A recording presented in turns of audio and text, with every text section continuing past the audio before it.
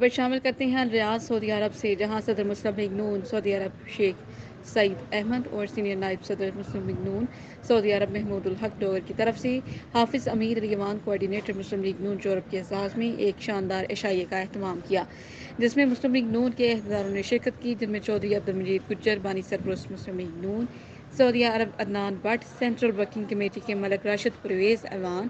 مرکزی information secretary Zaheer Mughal, Zarar Baloch, Malik Mukarram Haji Sajid شامل تھے۔ مسلم لیگ نون سعودی عرب کے سینٹرل ورکنگ کمیٹی کے ممبر ملک راشد پرویز ایوان نے مہمان خصوصی حافظ امیر علی یمان کا پرتپاک استقبال کیا اور انہیں پھولوں کا گلدستہ پیش کیا۔ کوآرڈینیٹر یورپ حافظ امیر علی یمان نے نئی منتخب ہونے والے مسلم لیگ نون سعودی عرب کے صدر شیخ سعید احمد کو مبارکباد اور پھولوں کا گلدستہ پیش کیا۔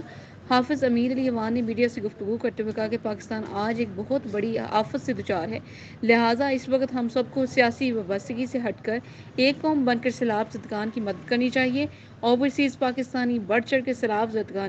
زدگان کی مدد کریں۔